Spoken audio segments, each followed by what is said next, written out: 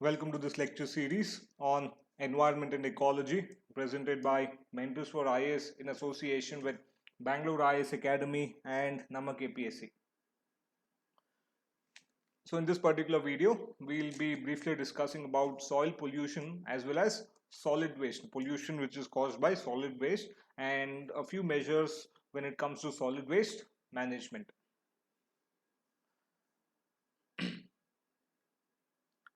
Now, soil pollution refers to the contamination of soil with high concentrations of toxic substances and a serious environmental concern since it poses many health hazards. For example, exposure to soil containing high concentrations of benzene increases the risk of leukemia. High exposure to high concentrations of benzene in soil increases the risk of leukemia. So soil naturally contains compounds that are harmful or toxic to human beings as well as other organisms. But when does it actually become harmful? Naturally it does contain compounds, but it does not result in harm. It is only when these compounds increase to such a level or increase beyond a certain concentration will it actually cause damage to the ecosystem as well as the organs in it. It does not mean that just because there are some contaminants present in the soil, it will actually result in harm to the ecosystem or the organisms actually living in it. It is only when they increase beyond a certain concentration. Next, we will look into the different causes of soil pollution. Now, obviously over here, I have mentioned different or various causes of soil pollution. However, for the sake of explanation, I will be classifying the causes of soil pollution into two types. One is naturally caused soil pollution. The other is anthropogenic soil pollution. So I am classifying the causes of soil pollution into two types: naturally caused soil pollution and anthropogenic soil pollution, nothing but man-made. Uh, First, discussing about naturally caused soil pollution. See, natural processes can also lead to accumulation of toxic chemicals in the soil, meaning soil pollution can also happen naturally. For example, you can consider the accumulation of high levels of perchlorate ions, high levels of perchlorate ions in soil from the Atacama Desert in Chile. Now, this is nothing but a type of accumulation which is due to a natural process in arid environments. So, this is also a type of soil pollution and happens naturally when it comes to arid regions.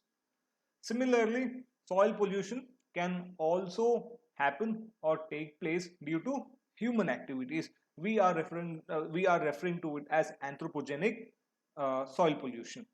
So this anthropogenic or man-made contaminants are actually the main cause of soil pollution and consist of a large variety of contaminants, both organic and inorganic, which is usually due to improper disposal of waste, generally from agricultural activities, excessive industrial activities, and inefficient disposal of waste. So even though soil pollution can take place naturally, most of it is nothing but due to human activities, especially agricultural activities, industrial activities, and inefficient disposal of waste, which actually results in soil pollution. Next, what are the main or the chief pollutants which actually cause pollution or soil pollution? Some of the most hazardous soil pollutants are xenobiotics. Some of the most hazardous soil pollutants are known as xenobiotics. Xenobiotics are chemical substances that are not naturally found in nature but are synthesized by humans. They are not naturally found in nature but synthesized by humans. They are synthesized by humans. And most of these xenobiotics are known to be carcinogenic. They're known to be carcinogenic and they cause soil pollution. So here we'll briefly discuss about few of the pollutants. The first is heavy metals. So the presence of heavy metals not just in water, even the presence of heavy metals in soil can also lead to damage to the ecosystem. So whenever you have the presence of heavy metals such as mercury, lead, arsenic, cadmium, chromium, etc., all this can result in soil becoming highly toxic to human beings. These metals enter soil through mining activities, agriculture, e-waste and medical waste, and can also end up polluting water sources as well. So heavy metals actually cause a lot of damage not just to human beings but also the other organisms which depend upon the ecosystem. Second is PAH, polycyclic aromatic hydrocarbons. Uh, Polycyclic aromatic hydrocarbons contain only carbon and hydrogen atoms. They only have carbon and hydrogen atoms and also contain more than one aromatic rings. They contain more than one aromatic rings. So you can take naphthalene or anthracene. These are all nothing but your polycyclic aromatic hydrocarbons. The reason they are harmful is that exposure to polycyclic aromatic hydrocarbons may cause cancer. May cause cancer. And these polycyclic aromatic hydrocarbons enter soil from the processing of coke or vehicular emissions or even certain other industrial activities from which it can enter soil if not properly discharged. Another big reason for soil pollution is nothing but industrial waste. The discharge of industrial waste directly into soil can also result in soil pollution. So you can have dioxins or your PCBs, that is polychlorinated biphenyls, industrial solvents, when directly discharged into soil without any kind of containment can result in soil pollution as well. Apart from that, one of the biggest factors or causes causing pollution is nothing but agriculture, where in agriculture we indiscriminately are using pesticides, herbicides or fungicides and also insecticides, and when used in excess they are entering into the soil, which will also reduce soil productivity and also lead to soil pollution, and this will enter the food system, and once it enters the food system can result in biomagnification across the food web or the food chain and eventually start to harm human beings as well.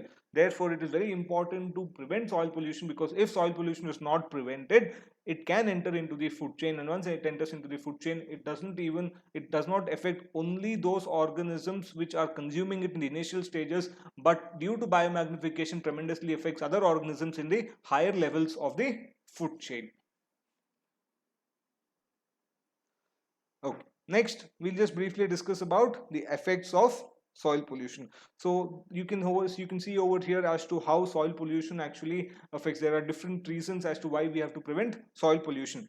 Apart from the reasons which are already mentioned over here, you can also consider few other reasons.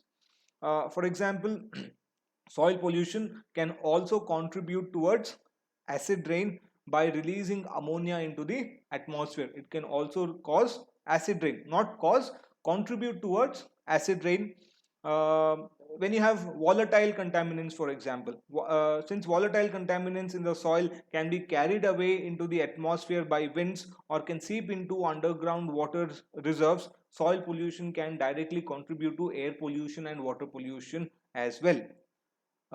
Here, as it is already mentioned, it can also affect agriculture as it reduces soil fertility and crop yield. It might also affect the vegetation in a particular area and thereby bring down the balance or affect the balance of flora and fauna in a particular region. So these are the different effects of soil pollution on the ecosystem. Please do try to remember them, because in your UPSC sometimes you may have questions where there are statements which give out the effects of soil pollution. Say for example, if it says that soil pollution directly causes air pollution or water pollution, then you should know that is this particular statement true or false. That is why it is important to know such statements and such information when you take up your examination.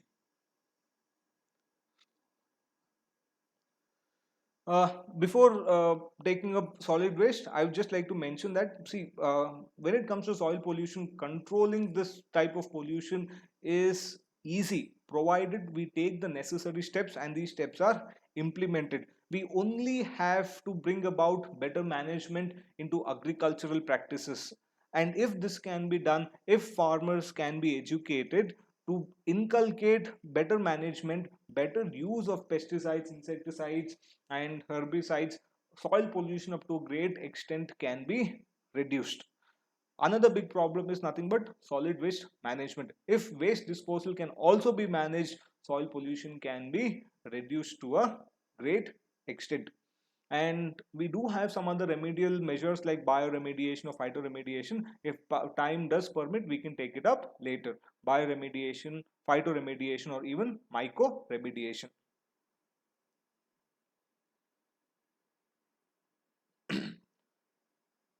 Okay, so next we'll take up solid waste. Now this is very simple.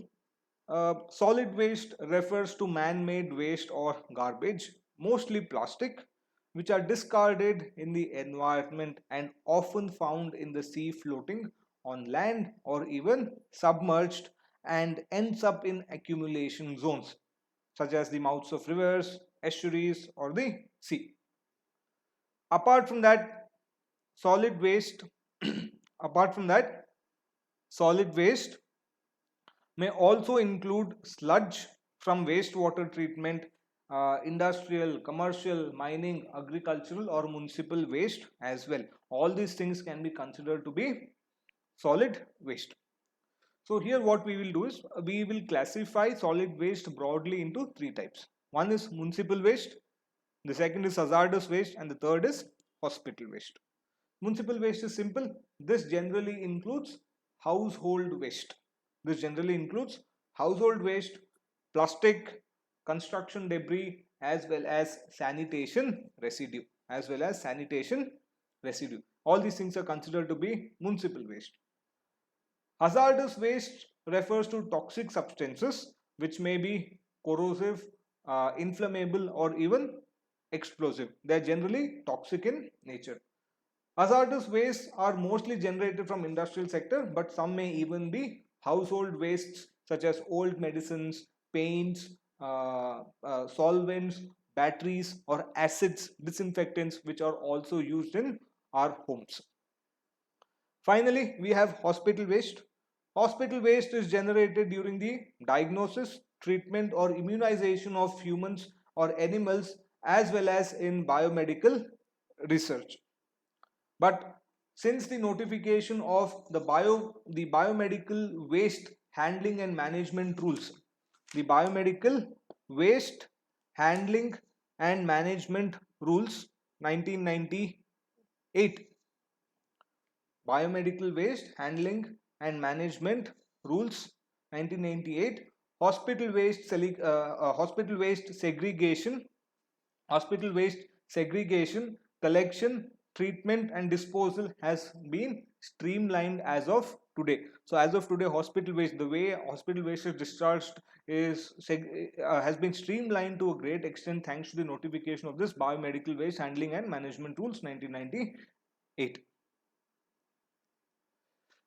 Next, we'll briefly take up the disposal of solid waste. How can we dispose of solid waste? The first method is open dumps, the most common type of disposal. Open dumps refer to uncovered areas where all the waste are dumped together. So all kinds of solid waste which is untreated and uncovered and not segregated is all dumped in an open area. This, however, results in becoming a breeding ground for rats, flies, and also the spread of diseases, especially when it rains, because this rainwater will carry away several effluents from there, several of these chemicals which might be over there. All these things will be carried away by rainwater into other water bodies or seeps into soil, thereby causing further and more pollution. Second is landfills. Now, landfills is simple compared to open dumps, is more expensive but simple. So here what we will do is, here a pit is dug out and all the garbage is dumped into this pit, following which this pit is covered by layers of soil and it is sealed, which prevents the breeding of rats and flies when compared to open dumps. However, the main problem when it comes to landfill is contamination of soil and groundwater which may take place. This is known as landfill. Open dump is where everything is dumped on some open area indiscriminately. Landfill is where a pit is dug out, a pit is formed and all the waste is dumped in that pit and then sealed with a layer of soil. Next, if you take up sanitary landfills are very similar to landfills. However, sanitary landfills solve the problem of soil and groundwater contamination which was seen in landfills. This is because when it comes to sanitary landfills, the pit is lined with impermeable materials such as plastic and clay, and it is also built over impermeable soil. So since the surroundings are impermeable, the sides as well as the base of the pit is impermeable, any contaminant, any pollutant is not able to seep through it and cause soil pollution or groundwater pollution. Therefore, sanitary landfills are much more efficient in terms of solid waste disposal or disposal when compared to landfill, but sanitary landfills are more expensive in nature. Second, we have incineration plants. Very simple, incineration plants is where all the garbage is simply burnt. Generally, non-recyclable materials are burnt in large furnaces where the heat generated may be used as a source of energy for power production, where the source of energy, where the heat generated may be used as a source of energy for power production. But the main problem is that burning of such garbage may result in the production of toxic gases, the release of toxic gases into the atmosphere. Similar to incineration plants, we have pyrolysis. Now, pyrolysis can be considered to be more efficient. This is where all the waste is combusted. Pyrolysis is the combustion of waste in the absence of oxygen or in a controlled environment where oxygen is limited in nature. When waste is combusted in the absence of oxygen, the gases and liquids which are produced may be collected later to be used as fuel. This is known as pyrolysis. Then we have composting. Now, composting is actually a biological process where microorganisms will decompose degradable waste, and humus that is generated in this process can be used as an addition to soil. So whenever you compost biodegradable waste, you get humus. Humus can be added to soil, which increases the properties of soil because humus increases the ability of soil to hold water. Therefore, this process is actually beneficial. A better method of composting is vermiculture, where along with this earthworms are also added. So vermiculture is known as earthworm farming. So what happens is earthworms are added to the compost, where earthworms will also break down organic waste and their excreta makes the compost rich in nutrients. Therefore, this can be used as a fertilizer which increases the fertility of soil.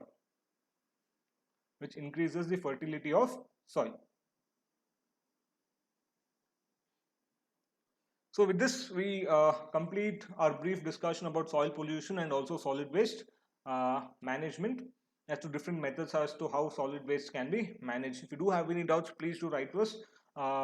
If possible, if time permits later, we can actually take up more and more legislations which actually deal with different types of pollutions.